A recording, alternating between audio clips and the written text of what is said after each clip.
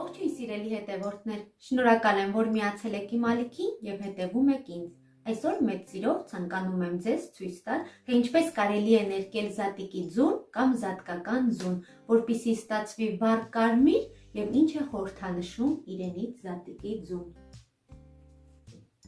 Ձուն խորհրդանշում է առատություն եւ վերածնունդ։ Քրիստոնեական զատկի ժամանակ այն Սուրբ Գերեզմանի խորհրդանիշն է, որտեղից Հիսուսը հարություն առավ։ Զատիկի ձվերը կարմիր գույնով ներկելը խորհրդանշում է Հիսուսի խաչելիության ժամանակ թափած արյունը։ Ձուն համարվում է կենաց ծառի կյանքի խորհրդանիշ։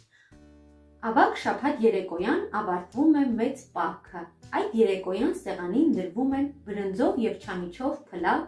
ձուկ, ներկած ձու, գինի։ Այսօրը զատկական ձվերը տարբեր գույն են ներկում, սակայն հիմնականում զատկական ձուն պետք է կարմիր գույն ունենա։ Ձվի դեղնուցը խորհրդանշում է երկիրը, սպիտակուցը ջրերը, թաղանթը խորհրդանշում է օդը, իսկ կեղևը երկինքը։ Այսքանը զատիկի ձվի խորհրդի մասին, իսկ այժմ անցնենք այն ներկելուն։ Ինչ է հարկավոր, ես վերցրել եմ ձու, սոխի կեղև, ներկում ենք հիմնականում մեր ավանդական տարբերակով սոխի կեղևով, այն շատ համեղ է ստացվում եւ խորհրդանշում է Հիսուսի թափած արյունը մեր մեղքերի համար։ Վերցրեք այնպիսի հին կաթսա, որը հեշտ լինի հետագայում մաքրելու համար, քանի որ ինչպես գիտեք, սոխի կեղևը ամբողջ իր գույնը տալիս է կաթսային, վերցրեք հին աման, սոխի կեղևը շարում ենք ամանի հատակին եւ ձուն շարում ենք սոխի կեղևի վրա։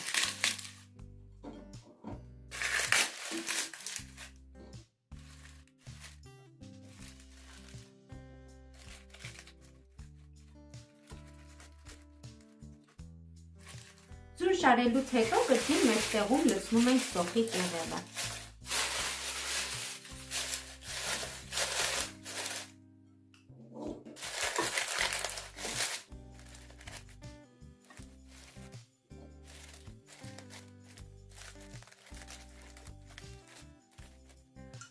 Ձուն շարելուց հետո վրան լցնում ենք սովորական ջուր։ Լցնում ենք այնքան, մինչև ծածկի ձուն։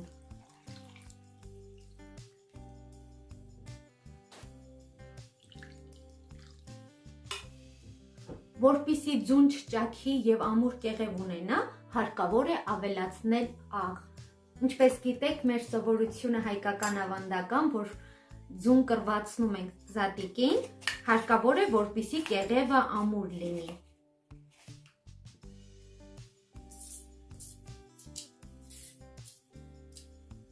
Եթե կաթսան մեծ է, կարող եք ավելացնել 2 ճաշիկ թալ, եթե փոքր է, 1 ճաշիկ թալու կեսը բավական կլինի։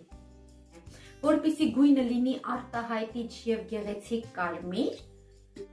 սոխի կեղևը ամբողջովին իր գույնը տա ձվին, հարկավոր է ավելացնել 1 ճաշիկ թալ քացախ։ Կարող եք նաեւ մի փոքր էլ ավելացնել։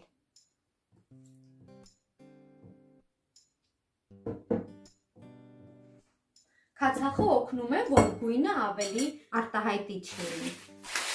Վրանք ավելացնենք կրկին սոխի կեղև, կփակենք եւ կդնենք գազօջախին։ Թողնենք մարմանդ կրակի վրա, որպեսզի սկսի եռալ։ Հենց սկսի ձուն եռալ, թողնենք 10-ից 15 րոպե,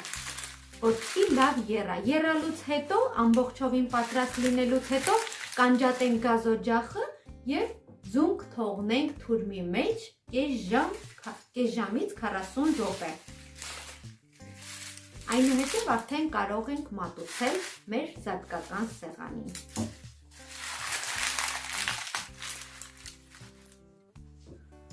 Ահա, ինչպես տեսնում եք, արդեն ձուն պատրաստ է, ամբողջովին խաշվել է։ Հիմա հանեմ, ցույց տամ ինչպես է ստացվել։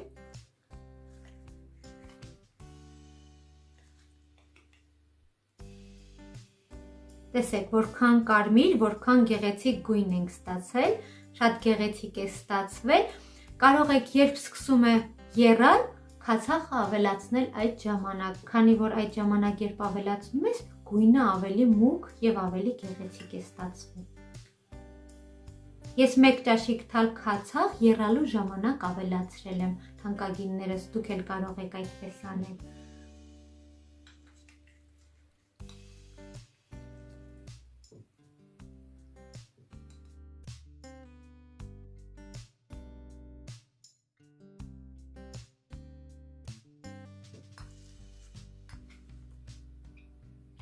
Քանի որ ինչպես գիտեք, կաթսան փոքր է, ես քիչ լցրեցի, այս նույն թուրմի մեջ, եթե դուք եք վերցնում փոքրիկ կաթսա, նույն թուրմի մեջ կարող եք կրկին շարել ձուն եւ կրկին եփել, պատրաստել։ Ես նաեւ այս տարբերակն եմ պատրաստել տերևներով գեղեցիկ զուգագուլպայի մեջ ամրացրել եմ, շատ գեղեցիկ է ստացվում նաեւ այս տարբերակը, ինձ շատ է դուր գալիս։ Ձուն հանելուց հետո սրանք կդնենք նորից թուրմի մեջ եւ կդնենք խաշվելու։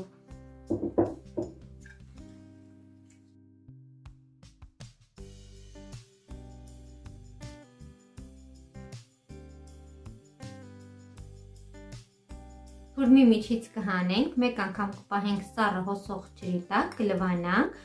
Այնուհետև կարող եք բամբակի օգնությամբ մի փոքր բուսայուղ քսել, որպեսզի ավելի փայլուն եւ արտահայտիչ լինի տեսքը։ Եթե չեք ցանկանում, կարող եք չքսել։